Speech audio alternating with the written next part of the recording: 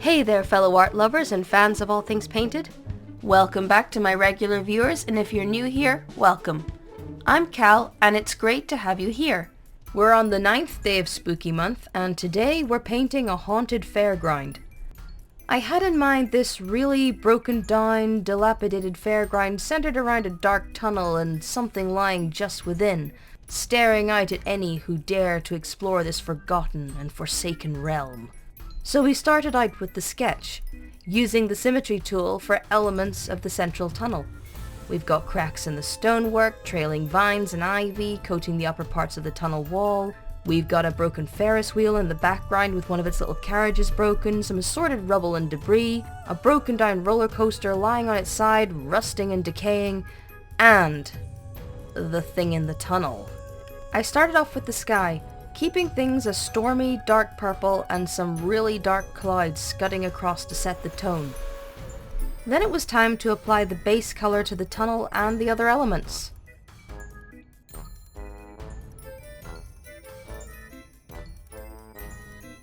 The water, when I added it, I made it two-toned, as under the tunnel the water would reflect the red colour of the tunnel roof, and outside it would reflect the bluish purple of the sky.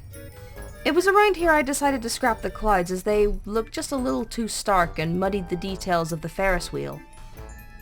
After painting in the vines and adding some moss, I turned to shading, using masks in certain places to keep the shading confined to the object it's on.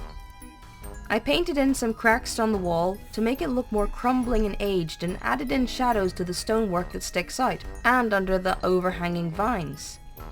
For the sign I wanted one of those, classic fairground signs made up of light bulbs. I painted one circle and then copied and pasted it and moved them around to make the letters before painting some of them bright, so we've got some working, some broken bulbs, and some that are missing altogether.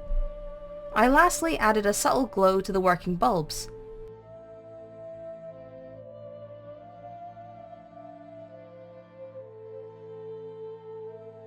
I painted in a darkness to the deep depths of the tunnel where we would hide our creature.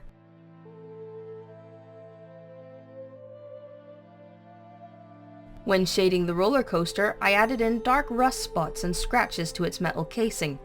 This really helps sell the dilapidation at play here.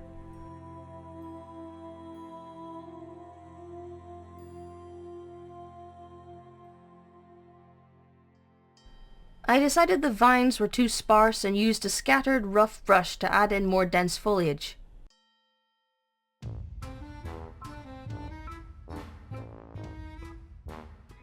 The monster in the shadows.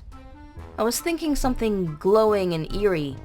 Y'all know my love of glowy things by now. I made two copies and moved them slightly before adding a red cast to one and a blue cast to the other, creating an old school 3D graphics effect which I always think looks delightfully unsettling. A few more additions to shading and...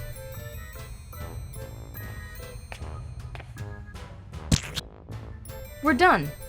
I'm really happy with how the environment here came out. Let me know what you think. If you enjoyed what you just watched, please be sure to leave the video a like and subscribe and ring the bell to see more content.